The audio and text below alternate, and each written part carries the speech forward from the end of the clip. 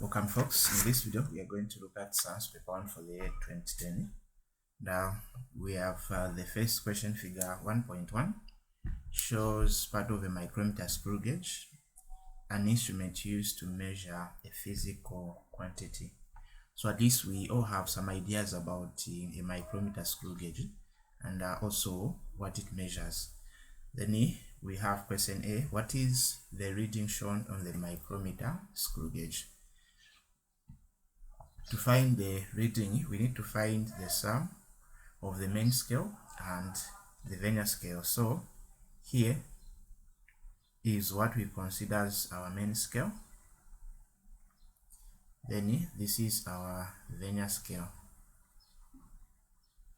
So we need to first begin by finding the main scale. So we are going to count. We have 1, 2, 3. So the last number before this line is what? Is 4. Now below the 4 there is this line here. So whenever we have this line here, you need to add a 0.5 to the number on top here. So the main scale is equal to 4.5 millimeters. So this should be 4.5 millimeters. So remember that. Then plus C. Now from the vernier scale, we are going to consider the line that is coinciding with the horizontal line. So this line here, this is our focus. So the line that is coinciding is this line here. So we need to count the position at which this line is. So this is 30, so this is only line 31. So whatever you get from the vernier scale, you multiply by 0.01 millimeters. So if you get 31 times 0.01, you get 0.31 millimeters. So this is what we are going to add here as our main scale. So 4.5 plus 0.31, I'm getting 4.81 millimeters as my final answer. And what should help you to at least see, for you to have a picture whether your answer is making sense, is that whenever you are dealing with a micrometer screw gauge, make sure that your answer must be less than 25 millimeters, because the last number that a micrometer screw gauge can measure must have a length of 25, so it can't measure the number exceeding this. So that is what you need. And the other thing is, micrometer screw gauge is more precise than vernier calipers. Then we have question B. What physical quantity is measured by the instrument? So the answer that I'm going to write here is the same answer that you are supposed to give even if you are dealing with a vernier caliper. So the physical quantity measured by a micrometer screw gauge or a vernier caliper is length. Then for question C, what is the function of the ratchet? So the ratchet is this part here. Now when during the measurement or the experiment of this micrometer screw gauge, the object whose length you are trying to measure must be placed between the anvil and the spindle. Now to avoid the pressure that can be brought by the spindle, then the function comes in. So we'll just say the function of this one, we'll just say to stop. So to stop the spindle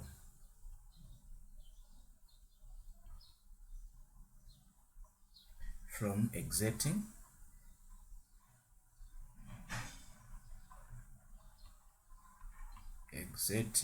too much pressure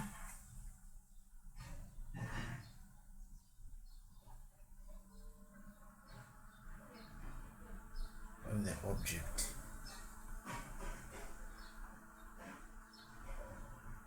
So that is our answer. Then we have question 2. Figure 2.1 shows a simple pendulum that oscillates between position A and C. It takes 2.05 seconds to go from point A to C and back to point B. Now if the bulb moves from position A to B, the number of oscillation is 1 over 4. 1 over 4 is same as 0.25. Then from B to C is also 1 over 4. Then C to B is 1 over 4. So since we are given the point that it moves from point A to C and back to midpoint, so we are going to add these 3/4. So 1 over 4 plus 1 over 4 plus 1 over 4. Since the the denominator is common, we are just going to add the numerators. 1 plus 1 plus 1 is 3 over 4. So whenever the bulb moves from point A to C and back to B to the midpoint here, the number of oscillation is equal to 3 over 4. From there, we can now look at the question here. Question 1. Calculate the period of the pendulum. So the symbol for period is capital letter T. Then this is given by a small letter t, which is time taken over number of oscillations. So time taken is given 2.05, this number here. So we have 2.05 over, then what is 3 divided by 4 is 0.75. So we have 2.05 divided by 0.75. So I'm getting my answer to be 2.733, which is 2.73 seconds. So this is our final answer. Or if we want, we can say period is equal to time divided by n. So this division symbol, I can just write it like this, where now we have period is equal to this. If this changes into multiplication, so if this changes into multiplication, okay, before we change into multiplication, let's do some substitution. So t is 2.05 divided by n is 3 over 4, which is t is equal to, this now would be 2.05 times 4 over 3. So which is, if we multiply 2.05 times 4, I'm getting 8.2 divided by 3, 2.733. So we can still get the same answer here. So it depends with the method that you want. Now since the calculators are allowed, you can just do it directly. We move on to question 2. Calculate the frequency of the pendulum. So the frequency is the number of cycles produced per second. So in 1 second, how many cycles were produced? So how can we find the frequency? So frequency is given by small letter f, which is 1 over period. So 1 over the period is 2.73. So we have 1 divided by 2.73. So I'm getting about 0.366, which is 7 Hz. So per second, 0.37 Hz was produced. Or if we want, we can also find the frequency, where we just have to flip the formula to calculate the period. Instead of t over n, if we write n over t, becomes the formula for the frequency. So number of oscillation, remember, is 0.75 over the time is 2.05. So let's do some math here. 0.75 divided by 2.05. So I'm getting 0.365 because of that. Okay, so 67 if we round off. So we can see that we are still getting the same answer. Then question B. Briefly describe how the period of a pendulum would be measured. So we can say the bulb the pendulum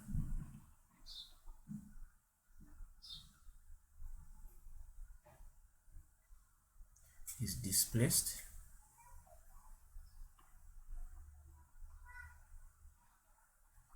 slightly from the main position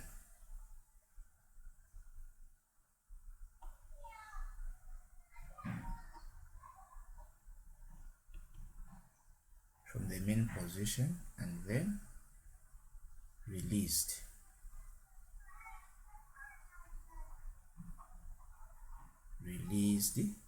Full stop. Then what happens is that the pendulum moves back and forth about the main position. So say the pendulum, which is the bob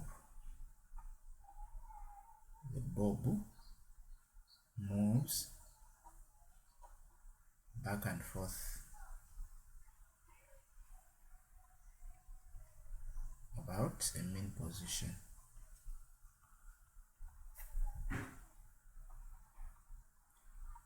Okay, so we can answer it like this. Now we move on to question 3. Question 3, we have 3a. Figure 3.1 shows a uniform meter rule of mass 120 grams suspended at its midpoint from a spring balance which is calibrated in newtons. So here we have 3 masses. There is the mass of the stone, the one that we don't have. There is the mass of this, which is 100 grams, and the mass of the meter rule, which is 120 grams. So now for this to be in equilibrium, let's look at the question. A stone, suspended at the 20 centimeter mark is balanced by 100 grams mass suspended on the 60 centimeter mark. Assuming gravity is equal to 10 meters per second squared, calculate the mass of the stone. So let's go to our diagram. So we are saying for this setup here to remain in equilibrium, what mass are we supposed to put, or what mass is associated with the stone? So this mass multiplied by the distance from the point of action to the pivot, the moment, this moment, we call it moment 1, must equal to moment 2. So whenever these two moments are equal, then the principle of moment is satisfied. So how can we satisfy the principle of moment? Now we'll consider this point here as our pivot, because this is where the turning can be done. So the distance from where the stone is up to this point here, we will consider it as distance 1. Then from here up to here, we consider this one as distance 2. So the point in terms of the distance, you see, always measure the distance from the pivot up to the point of action. The point of action is where the mass or the force is being applied. Now for this case, we are not using the force, so we need to do some changes here. So say moment 1 is equal to moment 2.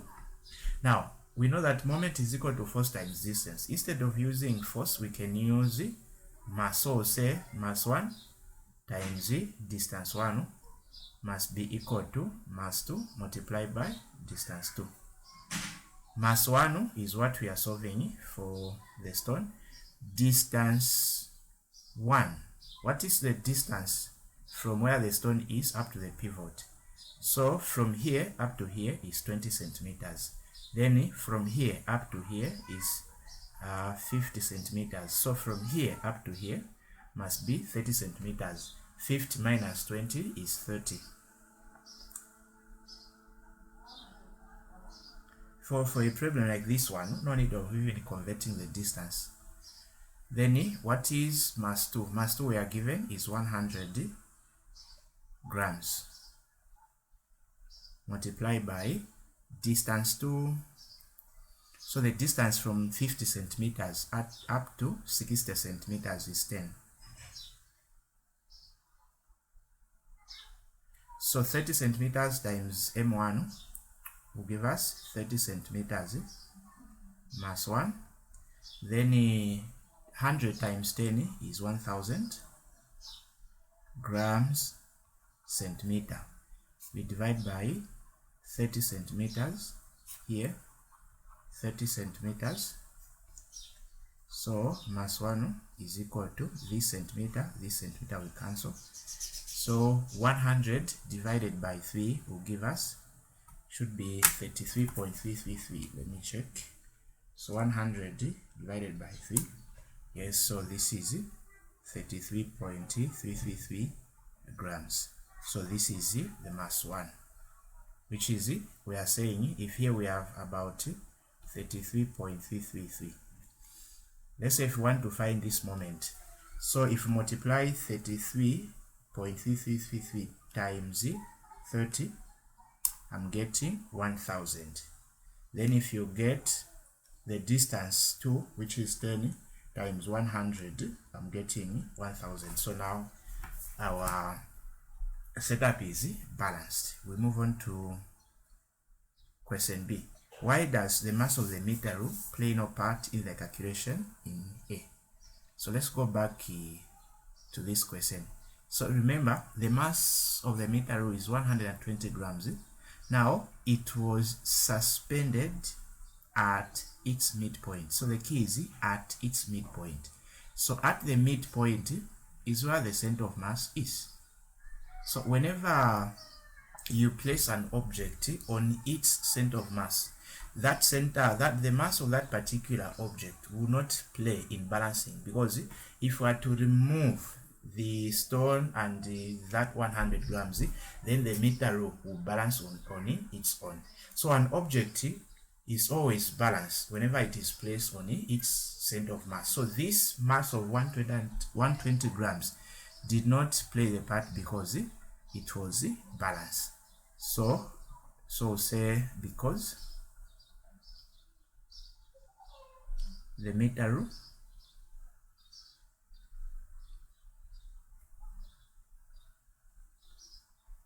was placed at its center of mass. So that is the reading. Now for question C, what is the reading on the spring balance?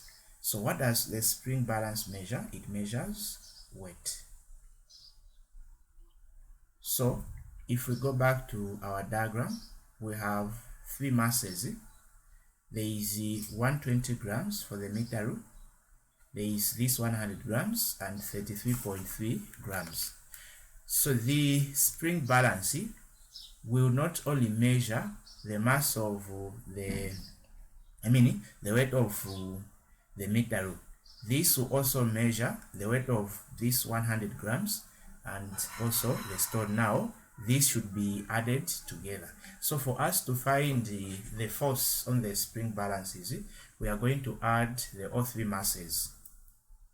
Why are we adding the masses? Because we know that weight is equal to mass multiplied by gravity. So we need the sum of all the three masses. So say mass is equal to, we have 33.3 plus 100 plus 120 grams. So 33.3 plus 100 plus 120, I'm getting about 253.3 grams. So this is the sum of all the three masses. Now remember, whenever you are trying to calculate weight, make sure that the mass is in kilograms. So we need to convert. Now we know that 1 kilogram is equal to 1000 grams. From kilograms to grams, you multiply by 1000. From grams to kilograms, you divide by 1000. So since we are converting from grams to kilograms, 253.3 must be divided by 1000. So divided by 1000, then I'm getting 0.2533 times the acceleration due to gravity is 10. So if you multiply this by 10, you get 2.53 newtons. So this is our final answer here. Okay, we move on to question 4. Question 4 reads, figure 4.1 represents a thick walled bottle used to carry out an experiment to determine the density of air. The bottle was fitted with a rubber band and a tap. Okay, so we have this illustration here. Then the following results were obtained. Mass of the bottle containing air 14 grams. Mass of the empty bottle will have 409 grams. So the word evacuated, it means there was no particle, it was a vacuum. So it measures 409 grams. Then mass of bottle filled with water is 1150 grams. So let's look at the questions. The first question is, what mass of water was needed to fill the bottle? So say mass of water is equal to, we are going to get this number, the mass of water plus that mass of the empty bottle. Since you can't measure the mass of water minus using a container that will hold that water, so minus, always you subtract the mass of the empty bottle, which is 409 grams. So what is the difference between these two numbers? So 1150 minus 409, I'm getting 741 grams. So this is the mass of water. Then for question B, what was the internal volume of the bottle? Take the density of water as 1 gram per cubic centimeters. Look at this. We want the internal volume of the bottle. Now, we can't find the volume of the bottle even if we have the mass of the bottle. Now, for us to find the internal volume, first we need to find the volume of water, because we know that the water occupied the space inside of this bottle. So let's find the volume of water. So if you look at the formula for density, so density is mass over volume. So this is what you can be using to remember. So whenever, if you want density, it's mass over volume. If you want volume, it's mass over density. If you want mass, it's density times the volume. So since we want volume, it's density over, it's mass over density. So as a mass of water, 741 grams over the density is given 1 gram per cubic centimeter. So this gram cancels it. We have 741 cubic centimeters. So this is the volume of water. And remember, the bottle was fully filled. So we can say, therefore, 741 cubic centimeter is also the volume of bottle. Okay, so we have the volume of the bottle. Then see, what mass of air filled the bottle? So let's go back to the results. So the results were the mass of the bottle containing air, 410. Then for the empty is 409. So to find the mass of air, we'll say 410 minus 409 for the empty bottle. So here we have the difference of 1 gram.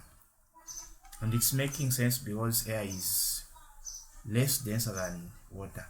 Then D, what was the density of air? So remember, density is equal to mass over volume.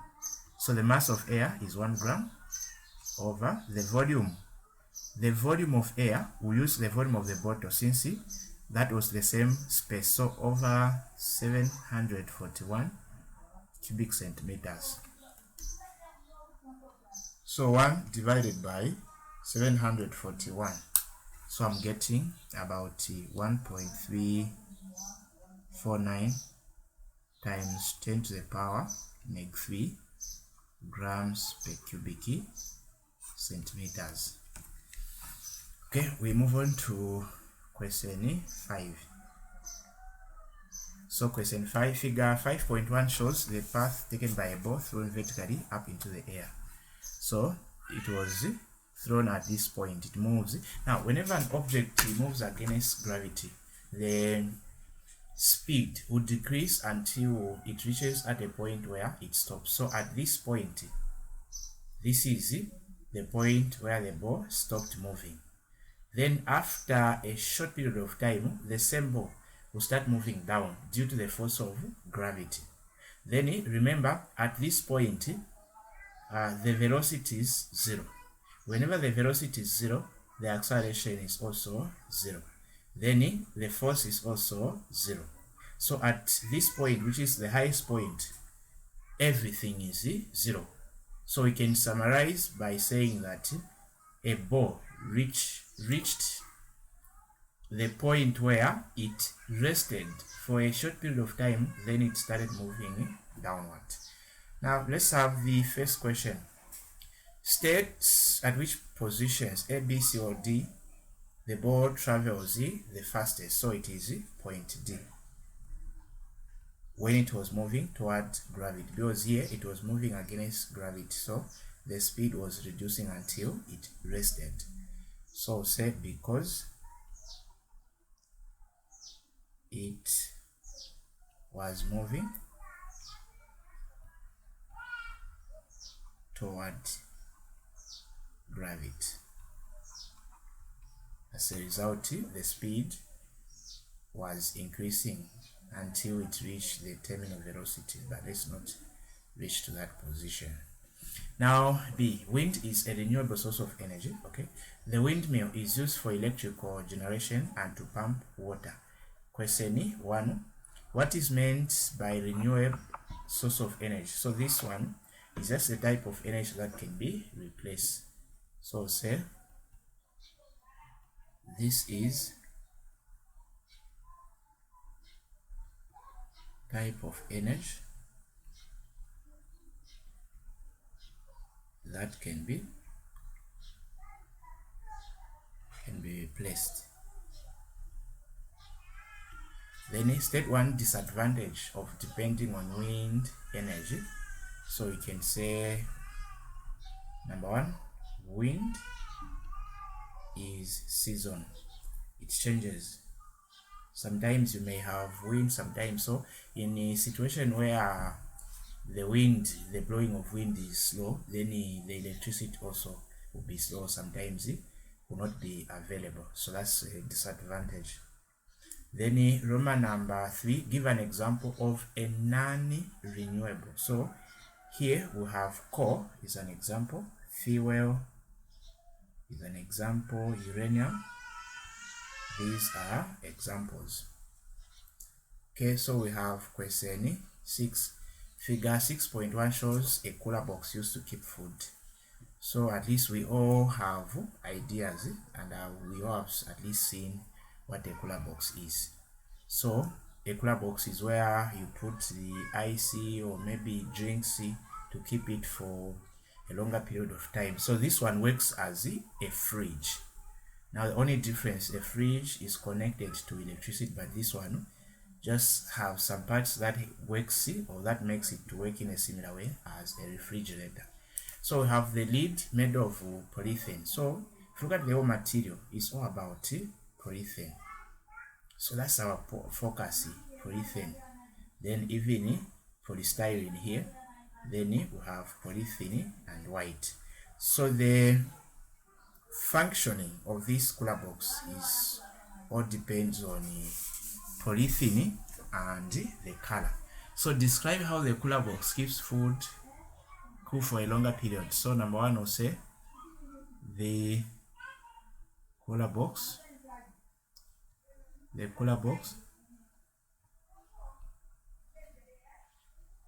is made up of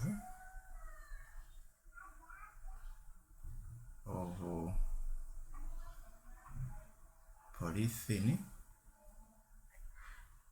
which is, so the key is now, which is a bad conductor of heat.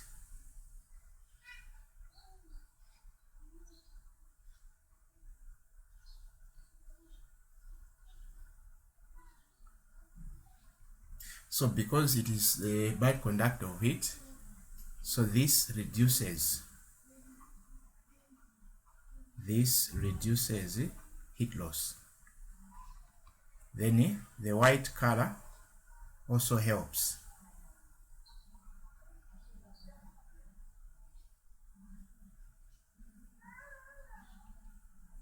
So the white color helps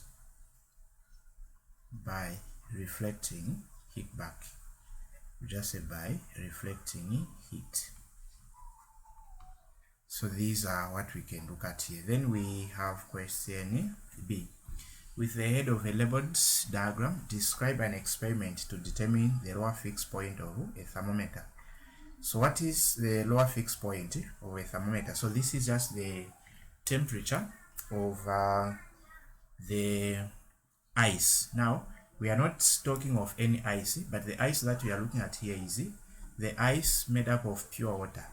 So if you, let's say, get a thermometer, then you place it in the ice blocks made up of pure water, the temperature that it will record is what we call the lower fixed point, and mostly for pure water that is 0 degrees Celsius. So here we are told to draw a diagram, so we just have to write a beaker. Then in this beaker, so since we are told to label, we write a beaker. Then in this beaker we put ice cubes.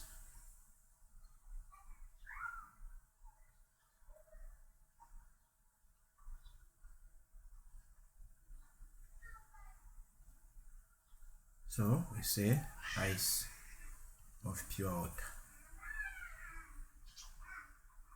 And what else are we supposed to do here? We need to put the thermometer. So we have the thermometer.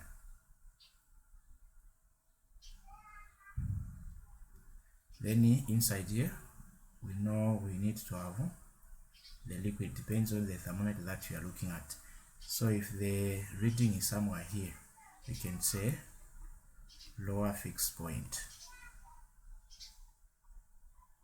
So this is an experiment. Then for the upper fixed point, we are looking at the temperature of the pure boiling water, and we know that it should be 100.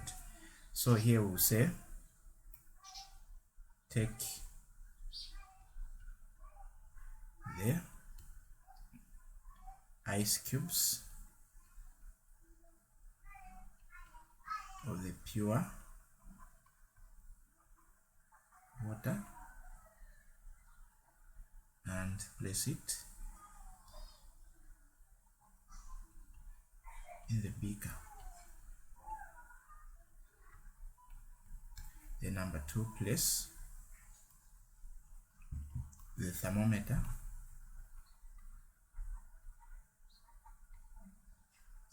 in the beaker.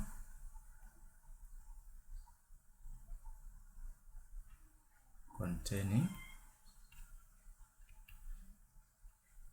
the ice and record the temperature. So this temperature is what we call the lower fixed point. So we move on to question 7. Figure 7.1 shows some of the components of the electromagnetic spectrum. We have radio waves, microwaves, infrared, visible light. Then component A, X-ray, gamma rays. Question A, what component is represented by A? So the only missing here is ultraviolet, UV. So ultraviolet. Then B, state the speed of the following components in a vacuum. So for infrared, 3 times 10 to the power 8 meters per second. Gamma rays, 3 times 10 raised to the power 8 meters per second. Why? Because all the components of the electromagnetic spectrum, they all travel at the same speed of light. So you don't have to worry about this. Whatever that you get from this component, make sure that the speed is still the same, which is 3 times 10 raised to the power 8. Then C, all the electromagnetic waves are transverse. Question A. I mean 1. What is the meaning of the term transverse? So transverse simply means particles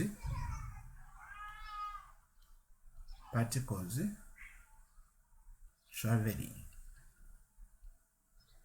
perpendicular, let's not use traveling, they don't travel. So let's say particles vibrating perpendicular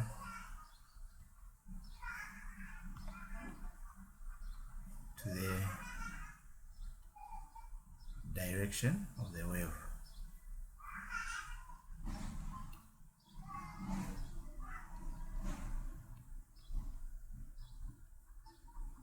So under transverse we have a perpendicular type of vibration, but under longitudinal we have parallel type of vibration. Then Roman number 2, give another example of a transverse wave but which is not an electromagnetic wave. So we have water wave is a transverse, but from this one, string wave, all these are transverse but not electromagnetic. Question 8, 4 rods of identical dimensions but made of different materials are painted white. 2 of the rods are magnets. One is made of iron and the remaining one is made of copper. How would you determine the identity of each rod using the only provided rod? So we are going to use the first one. We use the force of attraction. So we'll say take 2 magnets, the same 2 magnets we are looking at, 2 magnets, and bring them together.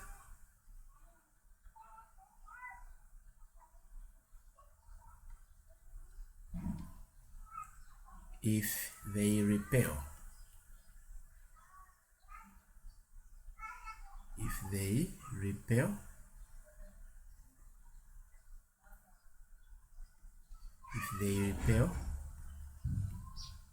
then they are magnets. So the repulsion is the best way that you can use to identify the 2 magnets. Then because attraction, a magnet and a magnetic material can have that force of attraction. So then they are magnets. If they repel, we know that they are magnets. Then from there you'll be able to separate even to identify the other one. So here we also have to look at the type of material made. There are some metals that cannot be attracted by a magnet. For example, aluminium is never attracted by a magnet. So you use that also to answer this. Then question 9, figure 9.1 shows a cathode ray oscilloscopy, CRO. Name the process by which electrons are produced in the CRO. Remember, electrons are produced by the heater, which is this is our cathode. So the process by which they are produced is what we are looking for. Then this is the direction in which the beam of electrons must follow for it to make sure that the beam of electrons falls on the fluorescent screen for us to have the image. So the process is known as fermionic emission.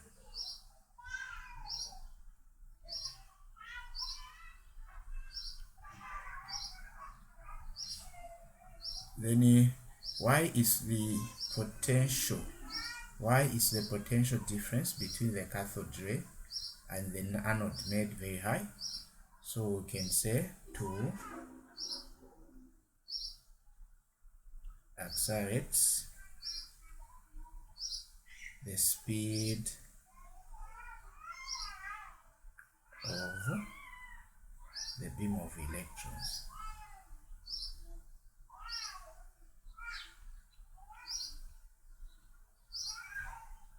Then we move on to See, describe the use of the first one, the Y plates.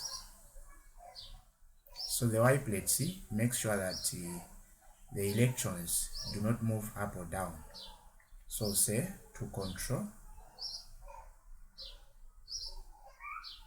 or deflect beam of electrons.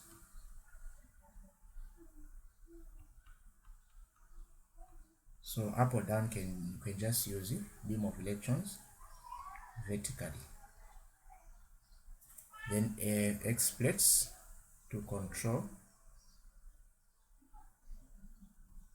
or deflect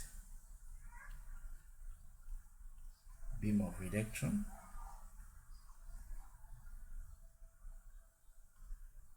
horizontally.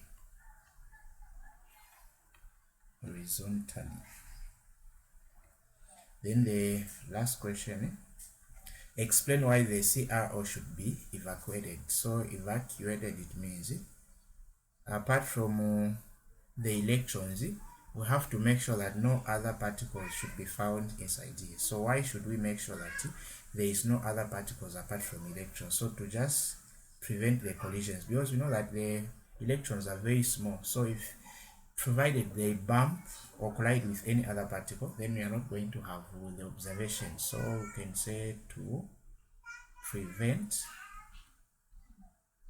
the beam of electrons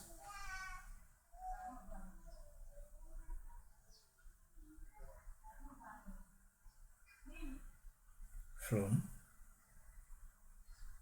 colliding with other particles, like the particles of air. Okay, so this is what we can share for these people. Let's hope you have learned one or two. That's it for this video. Thanks for watching.